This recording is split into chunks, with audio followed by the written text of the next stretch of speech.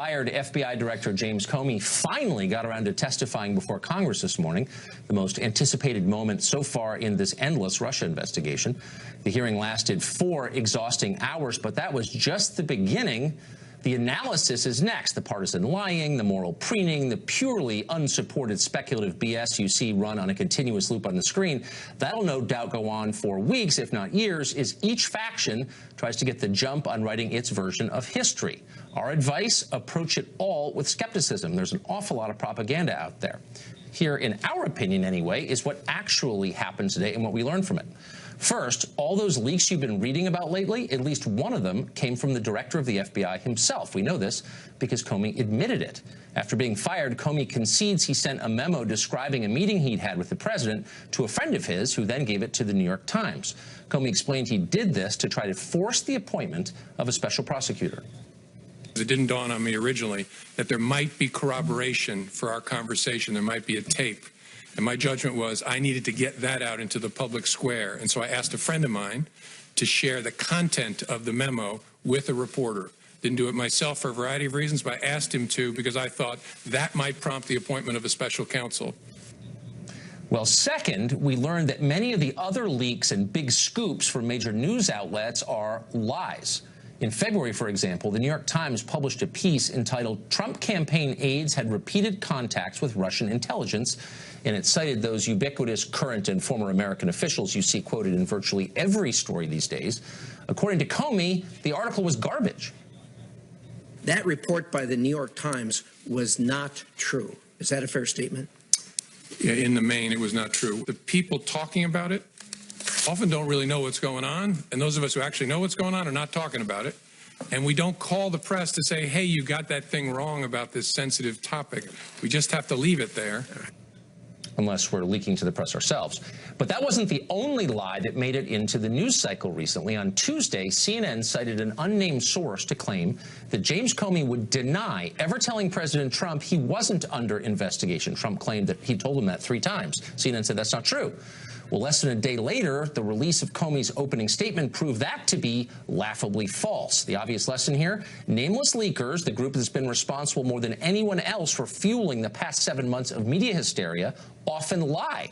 And that makes sense. They're not giving their names for a reason. Maybe reporters ought to take that into account before acting as their stenographers, as they so often do. Third, we learned that while investigating Hillary Clinton's private email server, Attorney General Loretta Lynch asked Comey to soft-pedal what was actually happening. She instructed him to call the whole thing a matter rather than what it was, an investigation. Now, that's political pressure if there ever was such a thing, but Comey went along with it anyway. We were getting to a place where the Attorney General and I were both going to have to testify and talk publicly about it, and I wanted to know, was she going to authorize us to confirm we had an investigation? And she said, yes, but don't call it that, call it a matter. And I said, why would I do that? And she said, just call it a matter. It gave the impression that the Attorney General was looking to align the way we talked about our work with the way a political campaign was describing the same activity, which was inaccurate. But wait, there's inconsistent behavior here.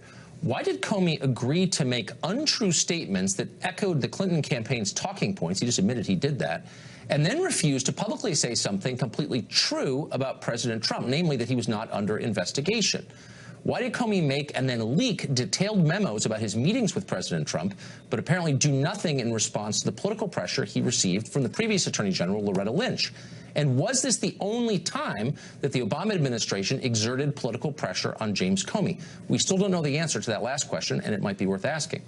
Fourth, we learned today that President Trump talks and acts a lot like a New York City real estate developer, one who is highly aggressive and does not understand the importance of precise language or care.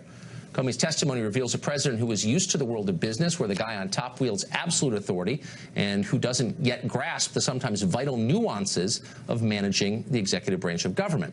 Now, those nuances can be taught, obviously, but Comey also revealed that for some reason he didn't bother helping the president with this and instead let him just flail around and then took notes on it. You told the president, I would see what we could do. What did you mean?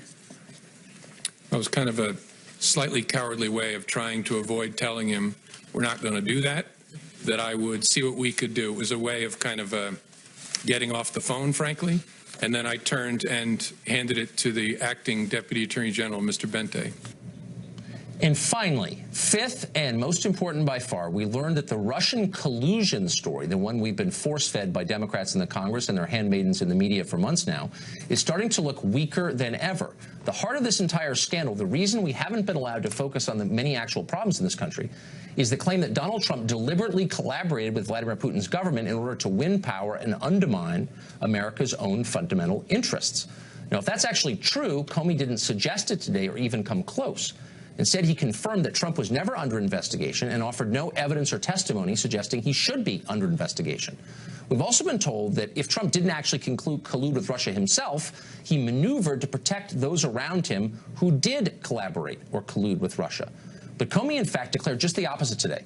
Trump told him that if his, quote, satellite associates did something wrong, it'd be good to catch them, that the FBI ought to continue looking into that. Sure, Trump expressed his hope that General Flynn would go free, but even Comey conceded that no one's ever been prosecuted for hoping anything. You don't know of anyone that's ever been charged for hoping something. Is that a fair statement? I don't, as I sit here. So let's see, where are we now?